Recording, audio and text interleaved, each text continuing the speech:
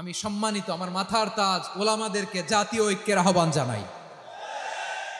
পেকুয়ার এই ঐতিহাসিক তাফসিরুল কোরআনের প্রোগ্রাম থেকে আমি আমার সম্মানিত রাজনৈতিক ব্যক্তিবর্গদেরকে জাতীয় ঐক্যের আহ্বান জানাই। অনেক হয়েছে আর না। আধিপত্যবাদকে রুখে দিতে হলে, বাংলাদেশের বিরুদ্ধে যে কোনো ধরনের ষড়যন্ত্রকে রুখে দিতে হলে জাতীয় ঐক্যের কোনো বিকল্প নাই। চিল্লায় বলো ঠিক কিনা? আমার প্রিয় ভাইয়েরা, আমার ভাইয়েরা, আর কাদা ছড়াছড়ি করবো না ইনশাআল্লাহ। বলেন আল্লাহুম্মা ফারশাদ। আল্লাহ তুমি সাক্ষী থাকো, আল্লাহ তুমি তৌফিক দাও। আওয়াজ করে পড়েন আমিন। আর একে অন্যকে কাফির বলে গালি দিব না, ঠিক কিনা বলেন? রাজি আছেন? ধ্বংস করে দিয়েছি আমরা আমাদেরকে। আপনারা হালাকু খানের নাম শুনেছেন?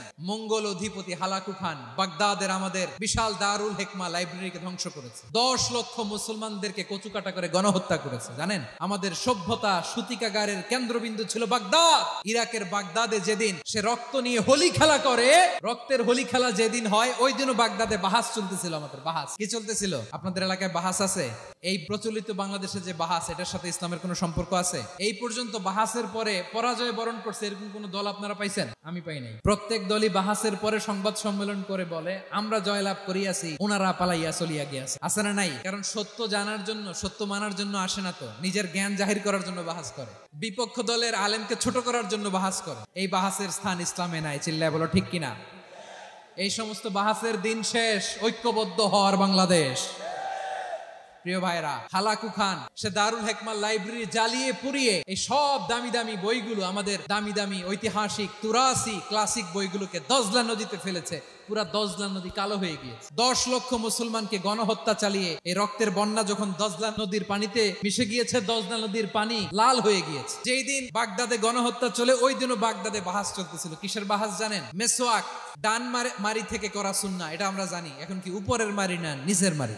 বাহাসের বিষয়।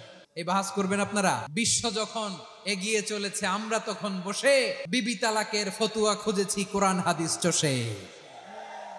তালাক ইসলামের অনেক গুরুত্বপূর্ণ অনুষঙ্গ। তালাক কোরআনের একটা সূরা। কিভাবে তালাক হবে না হবে আমাদের ফুকাহায়ে একরাম, আমাদের আকাবিররা সব বলে গিয়েছে, সব জানা। আপনি হয় এটা মানবেন, নয় ওইটা নিয়ে বাহাসের দরকার নাই। ওইটা নিয়ে মারামারির স্থান ইসলামে নাই। আওয়াজ করে বলেন ঠিক কিনা? এখন পেকুয়ার ভাইরা, শেষ কথা বলি, আওয়াজ করে বলেন আমরা ঐক্যবদ্ধ হতে চাই কি চাই না? চান? এই যে আমি বিনয়ের সাথে আলেম সমাজকে জাতীয় ঐক্যের আহ্বান জানালাম, এটার সাথে আপনারা সংহতি প্রকাশ করেছেন? বিনয়ের সাথে আজকের এই পেকুয়ার ময়দান থেকে আমাদের রাজনৈতিক নেতৃবৃন্দদেরকে জাতীয় ঐক্যের আহ্বান জানাই, আপনারা সংহতি প্রকাশ করেছেন?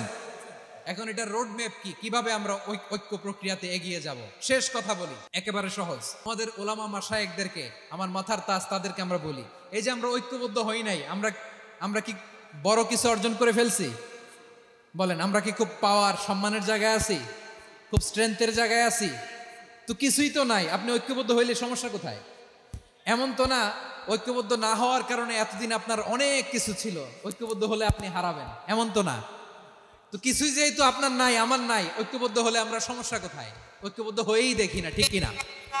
ঐক্যবদ্ধ হওয়ার দুইটা ওয়ে। রাজনৈতিক ঐক্য কিভাবে হবে? রাজনৈতিক সম্মানিত নেতারা ঠিক করবে। আলেমরা কিভাবে ঐক্যবদ্ধ হবেন? শেষ কথা বলে শেষ করছি, খুব গুরুত্বপূর্ণ। This is the punching line. এদিকে তাকান। ঐক্য হবে দুইটা পদ্ধতিতে। একটা হচ্ছে কমন গ্রাউন্ড নিয়ে, বেসড অন কমন গ্রাউন্ড। যেমন ধরেন, আমরা নামাজ কায়েম করতে চাই, জামাত ইসলাম এই কথার উপর একমত আছে না নাই? নামাজ কায়েম হোক, একমত না জামাত ইসলাম? হেফাজত একমত না? ইসলামী আন্দোলন একমত না? তাবলীগের ভাইয়েরা একমত না? পীরের মুরিদেরা একমত না? আপামর তাওহীদি মুসলিম জনতা একমত না? তাহলে নামাজ কায়েম করতে হবে, নামাজ কায়েম করতে হবে এই কমন গ্রাউন্ডে আমরা সবাই একমত, ঠিক কিনা? যাকাত আদায় করতে হবে, সবাই একমত, ঠিক কিনা? কথা নাই, কথা নাই। যাকাত আদায় করতে হবে, সবাই একমত, ঠিক কিনা? নারীদের পর্দা করতে হবে, শালীন পোশাক পরতে হবে, একমত সবাই, ঠিক কিনা? বৈষম্য বিরোধী বাংলাদেশ চাই, সবাই একমত, ঠিক কিনা? Meritocracy, meritocracy. আর কোন মামা চাচার ফোনে পদ দিলে হবে না, মেধার ভিত্তিতে সবগুলো পদ ঠিক করতে হবে। চিল্লায় বলো ঠিক কিনা? আমরা একমত না? স্বাধীনতা সার্বভৌমত্বের প্রশ্নে আমরা সবাই একমত, ঠিক কিনা? আমার নবীরে গালি দিলে রাষ্ট্রীয়ভাবে সর্বোচ্চ শাস্তি তার নিশ্চিত করতে হবে, ঠিক কিনা? এরকম 10টা কমন গ্রাউন্ড আমাদেরকে 1 2 3 4 5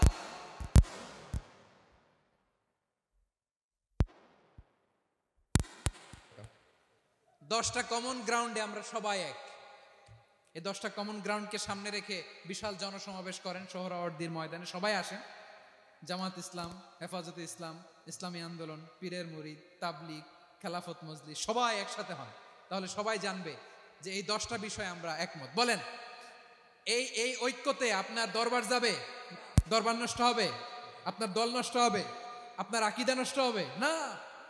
আমার মাথার তাজ সম্মানিত ওলামায়ে একরাম, এই 10টা কমন গ্রাউন্ডে যদি এক হন, আপনার আকীদা নষ্ট হবে? আপনার আকীদা আপনার, আমার আকীদা আমার, আপনার দল আপনার, আমার দল আমার, আপনার পলিসি আপনার, কারো কিছু নষ্ট হবে না। কিন্তু যে বিষয়ে আমরা সবাই একমত, এরকম 10টা মৌলিক পয়েন্টে আমরা একমত হতে চাই কি চাই না? একমত হন।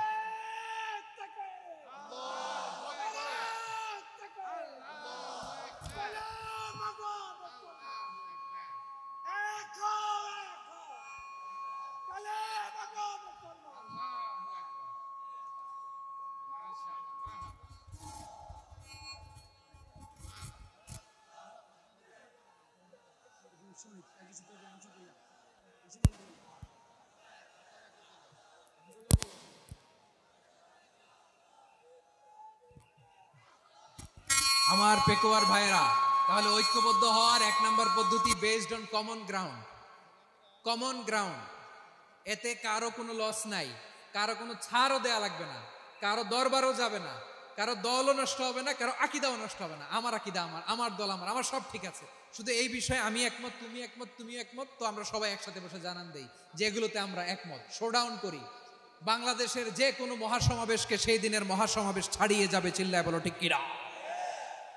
এরপর জেলায় জেলায় বিভাগীয় বিভাগীয় আপনারা ওয়ার্কশপ করেন, সেমিনার করেন, আইস ব্রেকিং প্রোগ্রাম করেন, এইভাবে আমাদেরকে আগাতে হবে।